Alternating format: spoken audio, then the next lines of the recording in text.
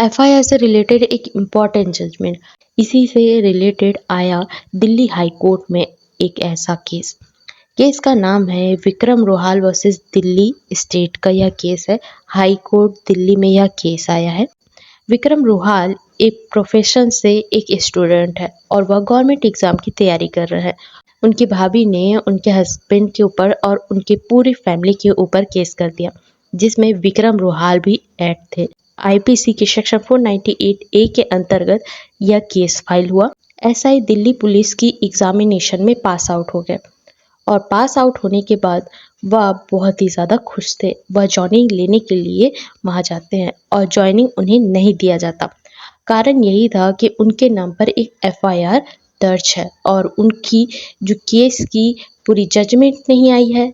ये जजमेंट के साथ साथ उस पर कोई भी ऐसा एक्शन नहीं लिया गया है जिससे वह गिल्टी प्रूफ हो जाए, जिसके कारण उनकी जॉइनिंग रुकी हुई है और उनसे कहा गया है अगर आपको जॉइनिंग चाहिए तो सबसे पहले आपके एफआईआर को क्लियर होने दो या उसके लिए जजमेंट आने दो। इसी को लेकर दिल्ली हाई कोर्ट में इन्होंने पिटीशन फाइल की। पिटीशन फाइल करते समय पूरी तरीके से दिल्ली हाई कोर्ट को साफ साफ बताया गया विक्रम रोहाल के द्वारा कि एफआईआर दर्ज होने के कारण उन्हें जॉइनिंग नहीं दी जा रही है और उनके चार्जशीट में उनका नाम है। पुलिस स्टेशन के चार्जशीट में नाम होने के कारण और एफआईआर में नाम होने के कारण उन्हें जॉइनिंग नहीं दी जा रही है। दिल्ली हाई कोर्ट ने उनकी पूरी बात सुनी और दिल्ली हाई कोर्ट ने गवर्नमेंट को कहा कि अगर किसी भी एफआईआर में नाम बस होने से और वह गंभीर अपराध ना हो, क्योंकि उनकी भाभी ने आईपीसी के सेक्शन 498 के अंतर्गत एक केस फाइल किया। केस फाइल करते समय उनका नाम बस है कि इन्होंने गलत किया है, बट ऐसा नहीं है कि वह वही पर्सन है जिन्होंने पूरी तरीके से उन्हें प्रताड़ित किया है।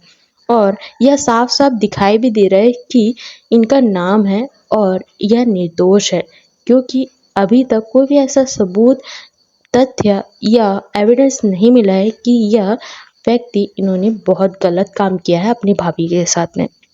सेकेंड पॉइंट, अगर कोई भी पुलिस स्टेशन में चार्जशीट फाइल की जाती है, चार्जशीट होती कैसी है?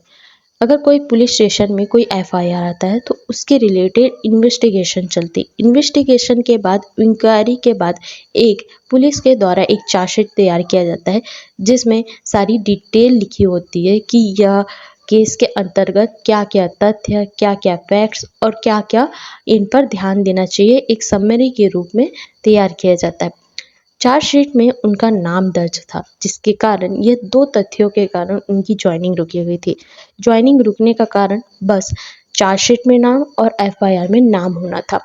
तो दिल्ली हाई कोर्ट ने इस पर भी क्लियर किया कि अगर चार्जशीट में किसी पर्सन का नाम है, अगर चार्जशीट में नाम होना एक तथ्य नहीं होता कि यह व्यक्ति पूरी तरीके से अपराधी है। जब इस पर इंक्वायरी हुई या इन्वेस्टिगेशन हुई तो उस तथ्य के अनुसार आप देख सकते हैं इनके ऊपर कोई भी ऐसे आरोप सिद्ध नहीं हुए हैं कि यह व्यक्ति अपराधी है। एफआईआर से रिलेटेड 3 क्वेश्चन कोर्ट के सामने आए। पहला क्वेश्चन यही था कि अगर ज्वाइनिंग रुकी रहेगी, उनकी समथिंग एज 20 साल है और उनकी ज्वाइनिंग रुकी हुई है, तो जब तक वह जजमेंट ना आने के कारण उनकी ज्वाइनिंग रुकी हुई है तो उन्हें वेट करना पड़ेगा।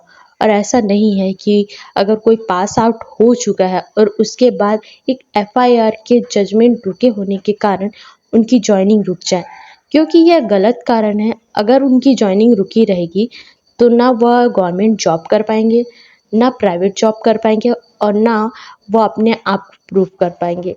अगर उनका नाम बस ऐड है तो इसका मतलब है कि हम उन्हें ज्वाइनिंग दे सकते हैं, दिल्ली हाई कोर्ट का यह कहना है। सेकंड यही क्वेश्चन है कि गवर्नमेंट को ध्यान देना चाहिए अगर किसी पर्सन के ऊपर कोई भी पुलिस इन्वेस्टिगेशन किया जाता है या एफआईआर किया जाता है जिसने पास आउट कर लिया, उसके ऊपर ऐसे कोई भी केसेस होते हैं तो सबसे पहले तथ्यों की जांच पूरी तरीके से एक एफआईआर के अंतर्गत अपना निर्णय ना ले।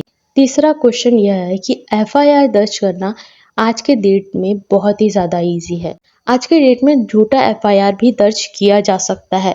अगर उनकी भाभी ने आईपीसी के सेक्शन 498 के अंतर्गत कोई भी एफआईआर दर्ज किया है तो इसके अंतर्गत देखा भी गया है कि लोगों को परेशान करने के लिए या उनसे काम निकलवाने या उनसे खाने कर्ज, हाँ हो सकता है उनकी भाभी सही हो, क्योंकि विक्रम रोहाल की हो सकती भाभी ने सही कहा हो कि उनके भाई ने गलत किया हो, लेकिन आज के डेट में एफआईआर भी गलत दर्ज करवाया जा सकता है उनके भविष्य को खराब करने के लिए। तो पहले तथ्यों की जांच करें और उनके बारे में समझें। हो सकता है उनका जो जजमेंट है लेट आए, बट अगर उन्होंने पास आउट किया है तो उन्हें ज्वाइनिंग मिलना चाहिए। दिल्ली हाई कोर्ट का यह कहना है। और दिल्ली हाई कोर्ट ने यह जजमेंट दिया है कि अगर इस पर्सन की ज्वाइनिंग हो चुकी है पास आउट होने के कारण, तो इसे 4 मंथ के अंतर्गत इन्हें ज्वाइनिंग मिल जानी चाहिए।